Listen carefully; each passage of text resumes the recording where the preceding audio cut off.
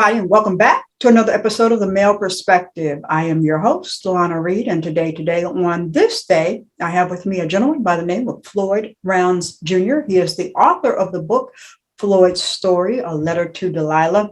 Very emotional story that we're going to get into shortly. But first and foremost, Mr. Rounds, as I always do, I take a quick moment to pause in the beginning, say thank you to you for making time for me today. Time is a gift. Once we give it, we cannot get it back. So I appreciate you carving out this space in your day for little old me. No problem. With that, Thank you. sir, Thank you. welcome to the show. Thank you. I'm glad to be here. Thank you. Now, your story, A Letter to Delilah, is a very emotional story, very personal to me, because I think from the age of 18 and continuously over the decades, I have had men in my life, be they friends or family, that the same thing has happened to. And it's very painful. It's very personal. It's very close to home for me. So your story is one of many years ago, you had a relationship, sexual relationship with a woman. And at some point in time, she came to you and told you that she was pregnant. And at this point, I'm going to be quiet and let you walk us into the rest of the story. Sure. And I'll try to be brief about it because it is a long story. So that is basically how it started. I met a woman at a party. I was in my, I think, late 20s at that time. I think she was early 20s. And, we, after the party, we engaged in sexual activity twice. And then sometime shortly after that, I got a call because I was just having fun. I wasn't planning on seeing this person again, to be honest. And I got a call and she said she was pregnant, so I asked the questions that, as a man, well, is it mine? She assured me it was, I asked a general question and then, it was kind of a shock to me. So, but, I was raised right. So I said, well, if you're going to keep this child, then, I'm going to do what I have to do. So we went through the pregnancy. She had a child in May of 2010, who I call in the book Delilah. And so, we co-parented, for a year or longer, but the first year, but I ended up having a child with me most of the time, just based on the circumstances of the mother.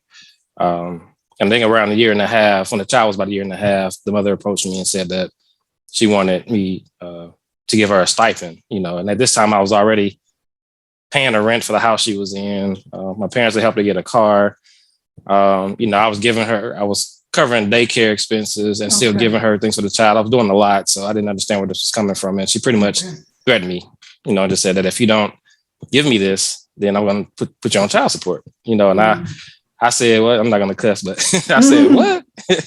And she was adamant about it. So since I was more stable at the time, I decided to go get apply for full custody of the child. And during this process, I got a lawyer and she advised me to take a DNA test because I hadn't up to that point. I just said the child looked like my mother. She said, well, if you feed somebody long enough, they're around you long enough, they start to look like you. So I recommend you get a test. And it was through that process that I found out that the child was not my biological child. And this woman knew that. So, of course, it was painful, to hear that. And throughout the book, I talk about how I dealt with that, how I made the decision to stay in her life versus some people may choose to do something else. And I just talk about the co-parenting process with this particular mother who later became a Georgia state representative. Even though I think she's stepping down now, but I talk about that process. I talk about the challenges with the family in this particular part of the book, with Delilah. I talk about the decision when I had to eventually, when she was 8 years old, I had to kind of back out of her life just due to the disrespect that I was getting from my mother. It was becoming tough for me and my family, my wife to handle. So I had to back away, and I haven't been able to see the child in about 3.5 years just due to that. So I talk about all that in the book, so it's to help men that have been through the same thing, because some men have, even though my story sounds bad, some men have been through worse. They might have multiple kids and they find out it's not there. So it's a subject that we don't talk about a lot. You don't hear about it a lot. No. So that's why it was good for me to kind of get the story out. It's part of therapy for me. That's kind of how the book came. I was just writing and I realized I had enough. I said, hey, I'm just gonna go ahead and turn this into a book. And that's what I did. So that's how the book came about. And of course, in the book, we talk about Delilah, but also I talk about, losing my brother and grief, just relationships in general, manhood, just general topics and paternity, which is what this deals with. I talk about this year paternity and a little bit about, how to navigate stories like that. Okay. Now I want to backtrack just a little bit because I think I heard like it was up until about a year and a half, Right. Delilah, before you found out that she Right. wasn't her. So at that moment when you found out she wasn't yours, what was the motivation to stay in her life? Well, of course, like as a man, when you first find that out, you feel anger towards the woman that told you that, especially in this case, because it's my belief that the mother knew from day one that this wasn't my child.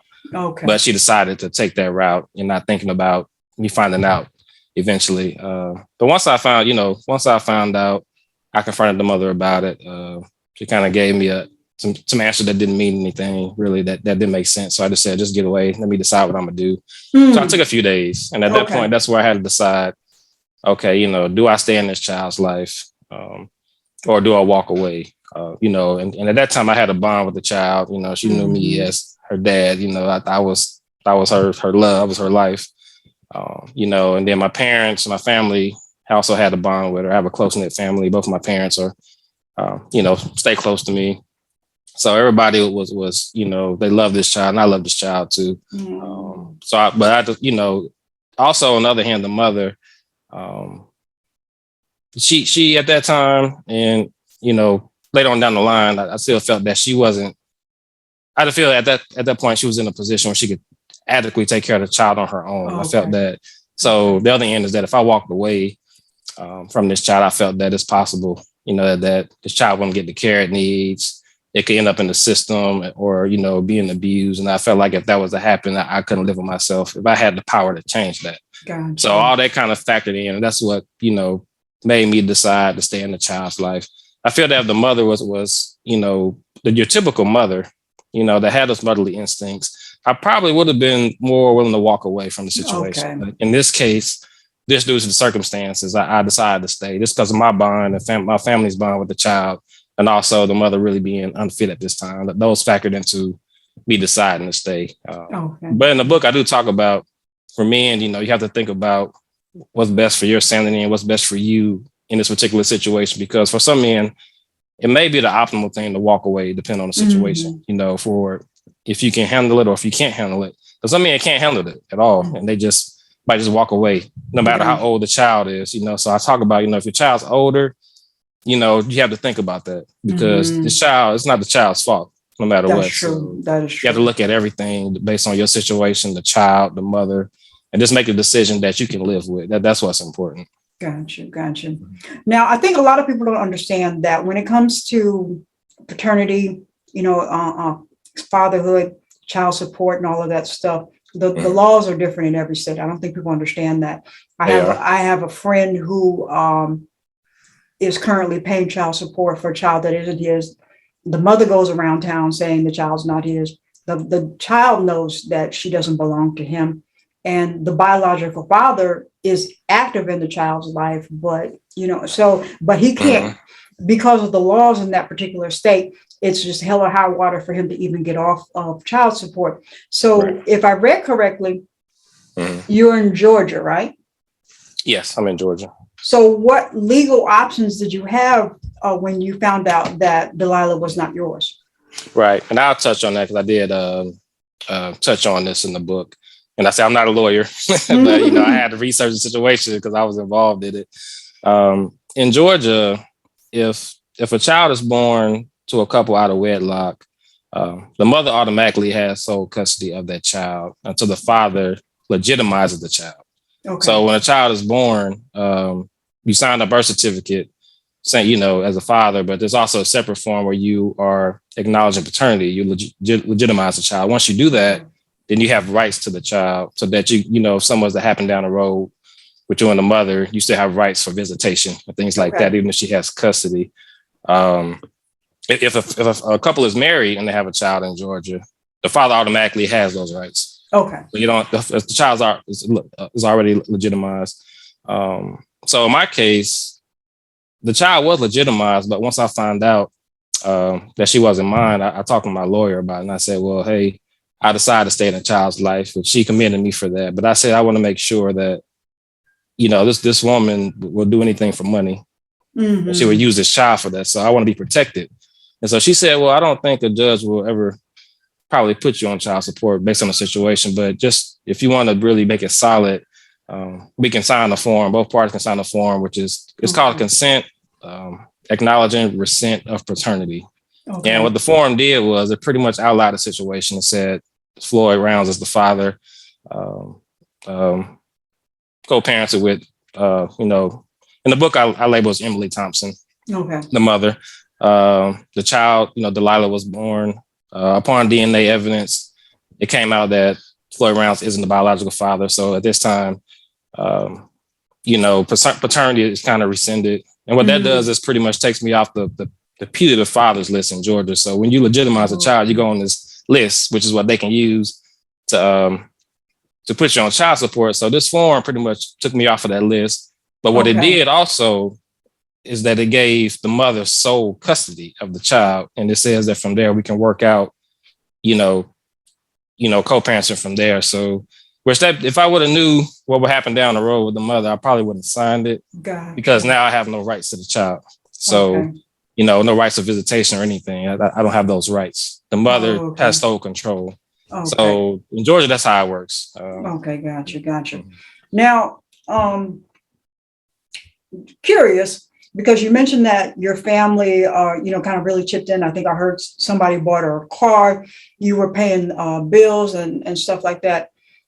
What point did the co-parenting situation go south? Because it seems like it was like bread and butter for her. Early on, once I found out, I told her I'm going to stay in the child's life, I said that, all the bull crap. Because, when I was going through the process, she started telling me I couldn't see the child at certain times. Once I told her I wasn't giving her money. So once everything was out in the open, I said, okay, all that bull crap is going to have to stop. Mm-hmm. And, I'll take care of daycare for the child and her expenses when she with me. You take care of her expenses when she with you. And that's what we're going to do. And I said, if you make it hard for me to be in her life at any point, I'm not going to be in her life until it's on her terms. And I told her that early on. So the first few years, she worked with me on that. There was still things that she wasn't the typical mother. Her and the child didn't really have a typical bond like that. And it's just the person that she is. And then later on, as the child got older, I think as she got into her political career, she ended up marrying somebody. And then it was just her, those three, and the child. I think that for her image, she wanted to make it look like she raised a child by herself. Gotcha. So she started to kind of phase me out, my family out a little bit about let me see the child less and less. And then it got to a point where she was just being straight disrespectful and just said, well, you're not going to see the child this weekend. And that's when I said, okay, if you're going to start that kind of stuff, we're going to sit down with the child to have a conversation and let her know what's really going on. And then from there, she kind of flipped out at me and then disappeared. And hadn't contacted me since. Changed the child's school. I don't know where they live. Like it's, even though she's in the public eye, she's in the area. But that's pretty much kind of what happened with that. So at that point, that's where I said, okay, I have to step back because this person's going to keep taking advantage of me and my family if I don't do something. So that's what I had to do. And it was hard. I won't lie, it was hard because I had to think about what that child's going to go through. And she has never talked to this child about the situation at all. So this child is, for the past few years, it's like has been in the dark about this, and it's sad that someone will allow the child to go through that, but that's what this person decided to do, and it's still doing. So Delilah is not aware at this point that you're not her biological father, or the only thing that was said to her was the day after I had the last conversation with her mother, where I said, we're going to have to sit down and talk to the child if you're going to keep doing this. Her mother told her, and my mom actually went to see her the next day at school. It was their field day. And that's when Delilah told my mother that, her mom said, well, she told me, well, I'm not going to be seeing you guys that much anymore. And then my mom said, well, what did she say? And she said, well, it's because we're not blood, and that was it. So just imagine that after 8 years of raising this child, that's what her mother said to her, and just left it at that. And it's sad, but that was what she did.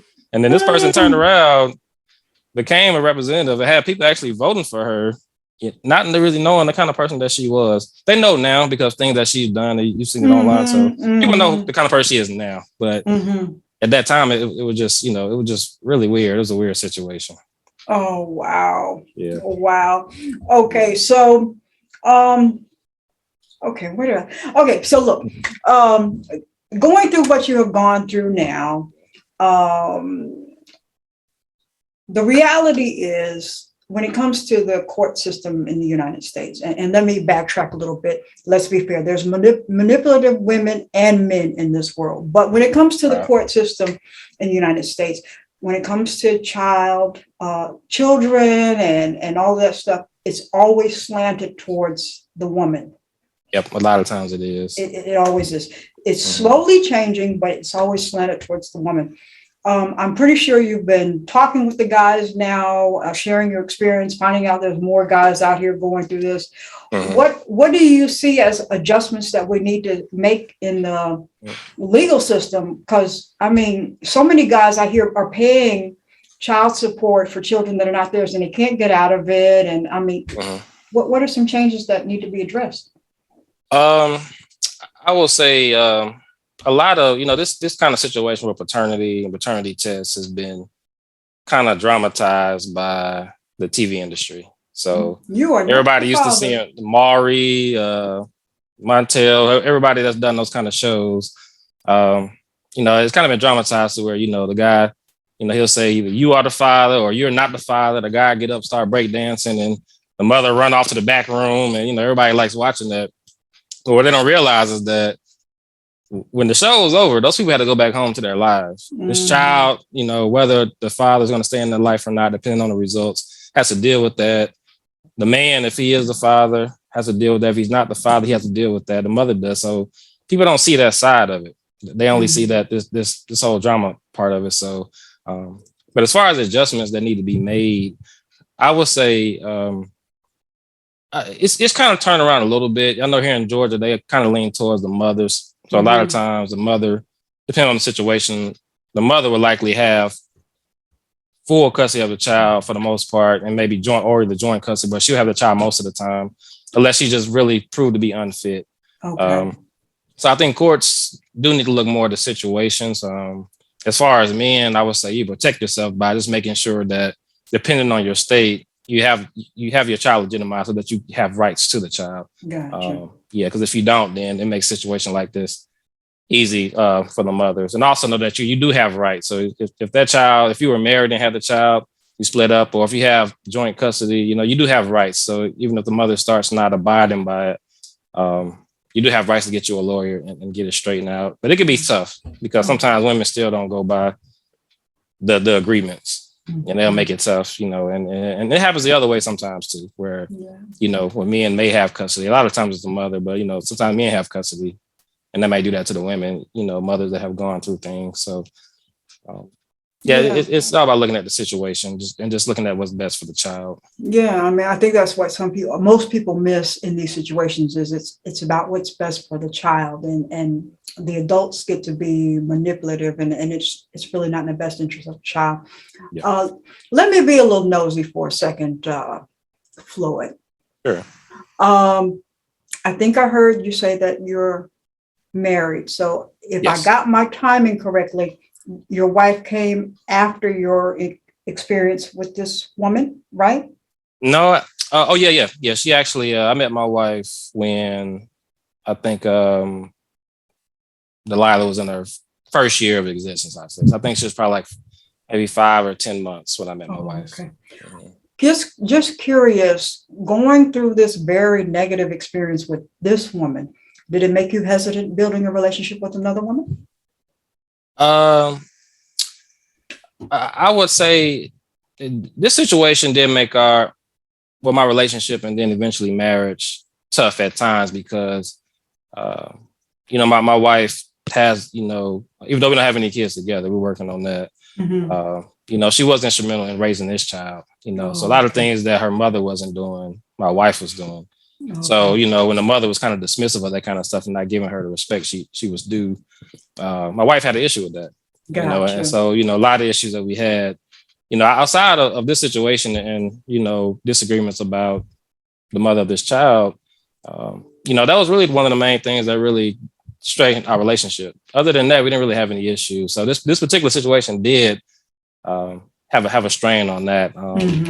Just as far as a child, I wasn't really with the mother that long anyway for this situation to even happen. Of course, we found out that she wasn't being truthful, but I was never in a relationship with the mother. It was really just seeing her a few times, and that was Gotcha. it. Yeah. Gotcha.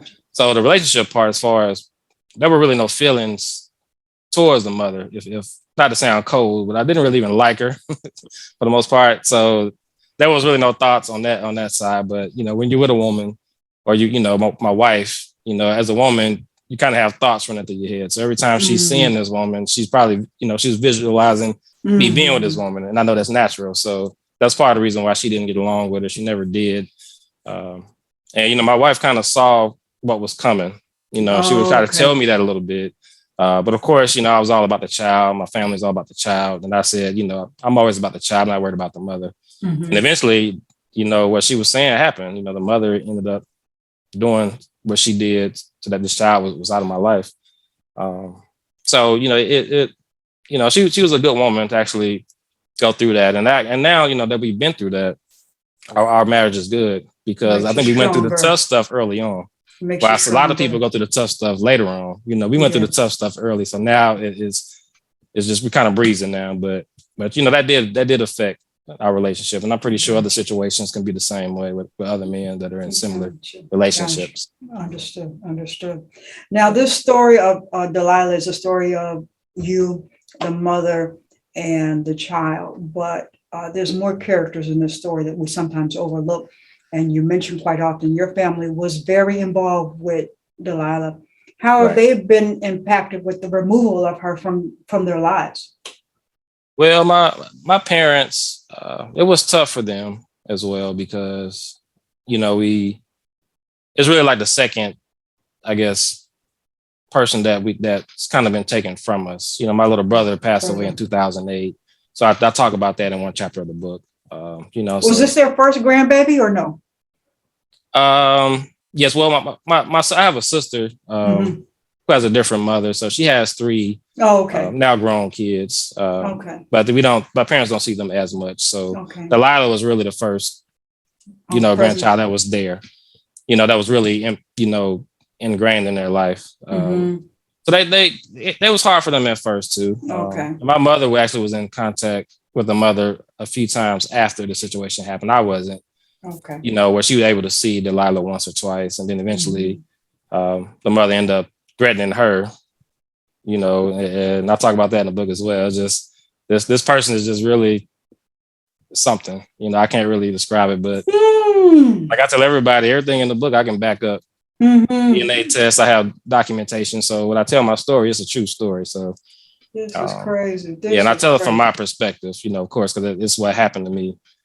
But yeah, it was tough for them, So since they, not to cut you off, I hate to do that. Yeah, but since you have published the book, has the mother circled back and you can't say this and this or that, or any kind of challenges or anything like that?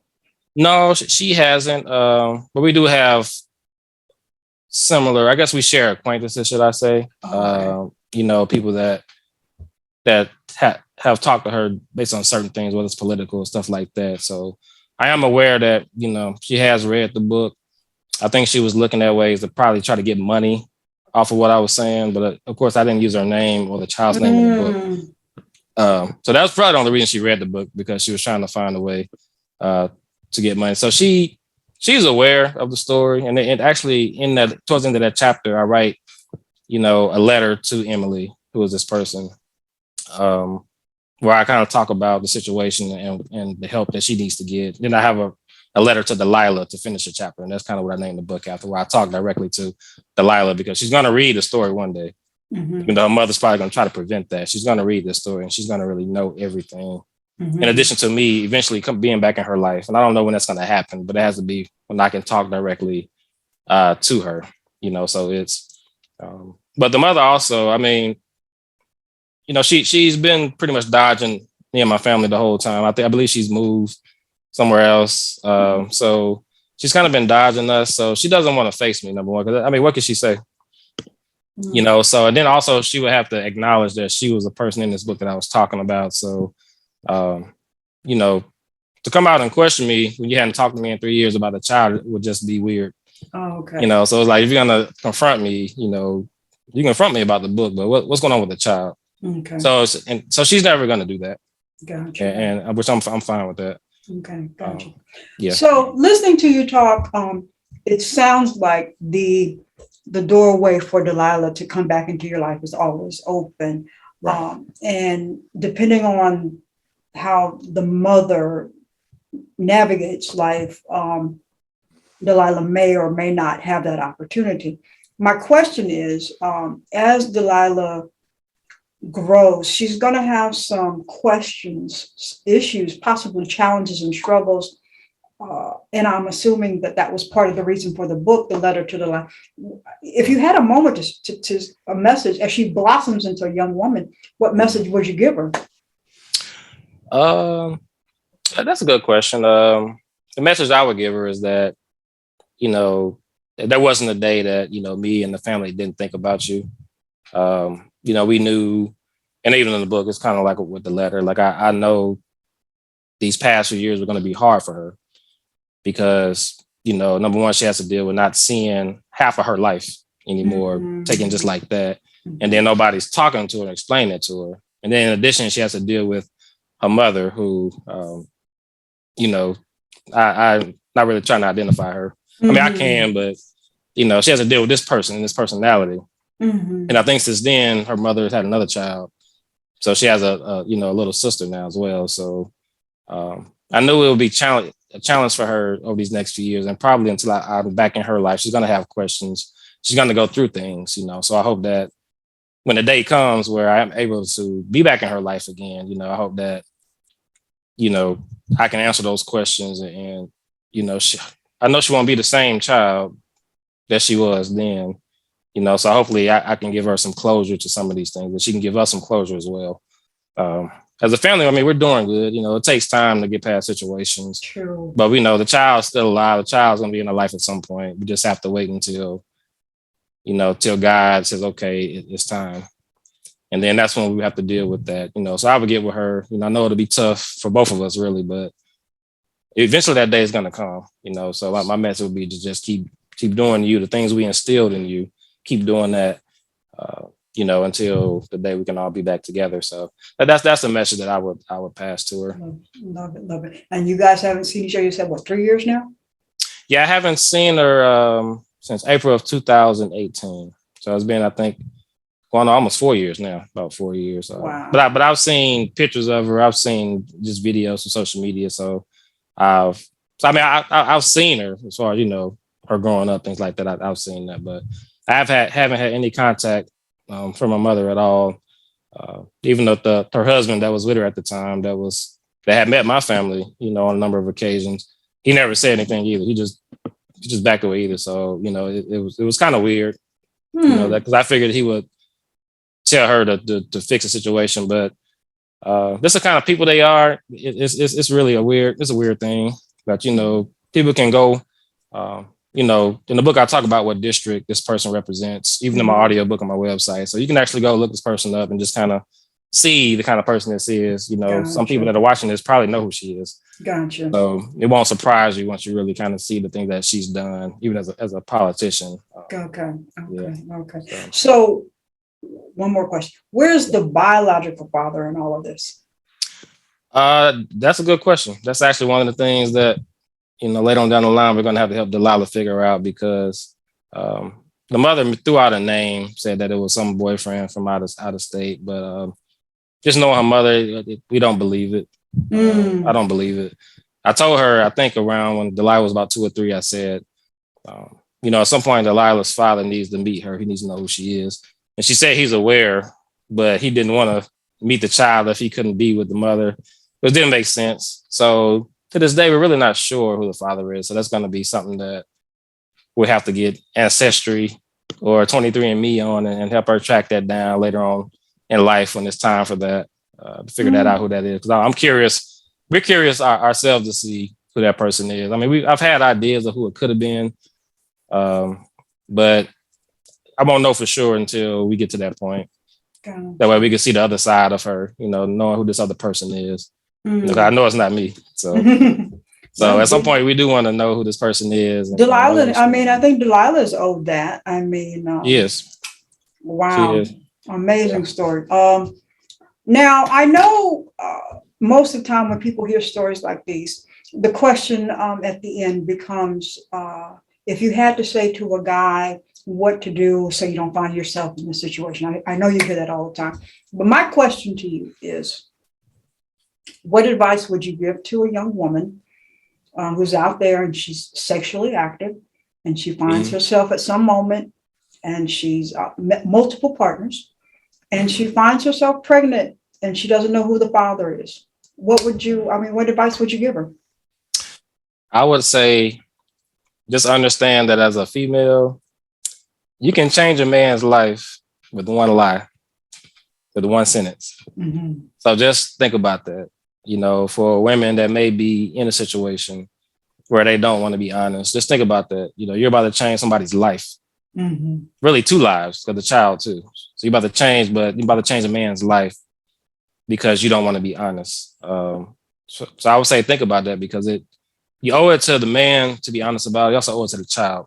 True. Because the child's going to go through, and then later on in life, when they find out the truth, it's going to be a little traumatic. I know people that has happened to, multiple people who found out parents that raised them, either the father wasn't theirs, or they might have been adopted. Neither one of the parents are there. So they, it's kind of traumatic to them at some point. I mean, they still love the parents, but, just the fact that they were lied to is a big thing. Mm-hmm. So I would say you owe it to yourself to, let all your partners know. If it's multiple partners, let them know that you're not sure, who the father is, regardless of the financial situation. Because that plays a part in this a lot. That played a part in my situation. This woman knew that I was financially stable. And that's why she did what she did. I understand that. It doesn't make it right. That's true. But I understand why she did it, and that's pretty much the case with a lot of women. They might have feelings for one man, or he may be the financial one, even though they know there's a good chance that it's this, not call it deadbeat. Some people just aren't doing as well as others. Mm-hmm. But this other guy that ain't doing much, it's probably his child. But if this person that she's with, she loves him, or he's stable, that's where she's going to try to go until he takes the burden and figures out on his own, or gets a test. And a lot of times, men that aren't with women, a lot of times they will get a DNA test to make sure, just through the courts. So sometimes it comes out, but sometimes it doesn't. Sometimes a man just wants a child with a woman, and he just may never question it. I mean, I think people don't understand that this happens so much more often than we would like to admit. The narrative is always the guys are the bad guys, the guys are the bad ones, they're the bad players in the whole scenario. But this is unfortunately very common, and it's frustrating. It's very common, and that's the research that I've done. It's around 30% of men in the U.S. are raising children that are not biologically theirs. Some know that, but a good number of them don't. Mm-hmm. So it is pretty common, that this happens, but it's not talked about a whole lot, because everybody's situation is different, but it happens. And that's why I knew when I wrote the book, it would be a touchy subject, because some women will read it. They may not want to let their husbands read it or boyfriends read it, things like that, because they just want to stay away from that topic because they might be guilty of that. And sometimes it doesn't come out until, one of the parents pass away years down the line. It is pretty common. Yeah. Amazing story. Very, very amazing story. Well, I mean, I just, the innocent party, Delilah, I just hope that she's allowed to emotionally, psychologically evolve into a better place, because this can be real heavy for a child to kind of manipulate through. So this is some weight that she's going to have to figure Yeah, out. So, yeah. And she was a strong child. You know, she was kind of between three different households coming up. You mhm. know, at her mother's house, she had to act a certain way, say certain things. Then at our house, she acted a certain way just based on the way I was raised. And there are certain things that she wouldn't say to my wife, you Oh my know, that she know might gosh. set my wife off. And then at my parents' Mm, house, she could talk to my mom and tell my mom everything. So she had to grow up kind of navigating these three different households. So she was smart and she was a strong gotcha. child. So um, you know, she was always kind of good at blocking certain things out. And I'm pretty sure with this Okay. situation, it was something that she probably just tried to block out. But it's tough, Oh you know. yeah. And the toughest thing, and any mothers that are watching this, is that, you know, even if you don't care about the father, you know, he doesn't care about you. If he's willing to still be in that child's life, you will still make that happen. Even though I know sometimes some women do use a child against the men, but if you know your child's going to be hurting mentally and emotionally, you will still Hmm. find a way for this man to see this child sometimes. But this mother actually sat there, and I just know from people that have been around the child after this happened, and you could see that child visibly going through something, and this mother did nothing about it. And I think it's because, you know, part of it comes with things that maybe the mother went through when Okay. she spent a small amount of time in foster home. So I think that Okay. her being hurt, you know, she just had to turn around and subconsciously do the same thing to her child and watch this child hurt. Even though the child had no reason to hurt, she had a whole family there that was helping her with this child, but she decided to put that child through this. It was a decision that she made, you know, Sad. because she knew how I felt about the child. She knew how my family felt, but she made the decision to do this, not just for her image, but also, you know, just to watch this child. And it's sad that a mother would even think about that, but that's what this person did, and it's still doing to That's this so day. sad. That is Yeah. so sad. So, so sad. Well, sir, I feel like we could talk a little bit longer, but I don't want to take up too much of your day. I'm going to do my random question, and then Okay. I'm going to ask you to tell us how we pick up the book. Mhm. Let's see what we've got here. Let's see what we got. Let's see. Let's see. I need my little glasses here. Let's see what we got. Well, I'm gonna say it wasn't a condom, but what is the worst purchase that you ever made? uh, I would probably say the worst purchase I ever made was probably back during my college days. I financed some rims on my car. Oh yeah, we had Adam rims. I remember them days. I remember them days. I end up, you know, that was when I was new to financing things. So I realized that I was paying a lot more than the rims are worth. Ended up Mhm. losing money, and then ended up getting rid of the car anyway with the rims. So I was still paying for something I didn't even have. So it was just, that was probably worst thing that I purchased that I learned from. All righty, sir. All Yeah. righty, sir. Well, tell us how we pick up the book. Sure, I have it. This is the cover, so you can look for this, even though I know the words are probably backwards. It's a little I have my blurry. blurry, yeah. Okay. But it's a Floyd story, a letter to Delilah, a story Okay. about grief, uh, relationships, co-parenting, paternity, and manhood. You can Okay. pick it up on Amazon by just searching for the book Floyd's Story, A Letter to Delilah. The easiest way is just to go to my website, which is floydstory.com. That's Okay. FLOYDSSTORY.com. And I have links right there to Amazon for the Kindle version and also the physical book. And also I released my audiobook last year. So now you can actually just listen to it. I have the link to access that as well, where you actually hear me talk about it in my voice. You can hear the emotion. So floydstory.com. You can also find me on Instagram at Floyd on the Square. That's usually where I'm at most of the time. And also on Facebook by just searching for Floyd Rounds Jr. But yeah, check it out, you know, learn more about the story and, you know, And the there's other mother that was aspects. involved. There's Yeah, the other things in this because we didn't get to yeah, cover all of that yeah, the today. other things. Yeah, also some of the other things I talk about in the book as well. But of course, this was the catalyst really for the Oh, book was okay. this particular situation. Great, great. Well, sir, I want to say to you, thank you first and foremost, because there's a narrative that goes around this country that Black men are just walking around, dropping off, making babies and dropping them off and not taking care of them.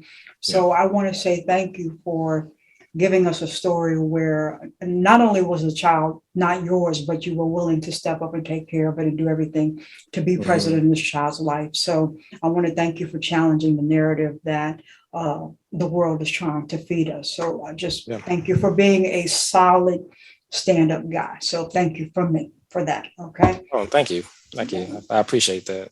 And many, many blessings to you and yours. And you told me that you guys are working on some little Floyds. So hopefully I can circle back and see the little ones coming up. So just many, many blessings to you and we're looking forward to that. We're claiming it. So that's going to be definitely a great, not really ending to the story, but that's really going to make everything full circle. So that's right. So when Delilah gets back into your life, she'll have some siblings to be big sister to. So awesome. That's great.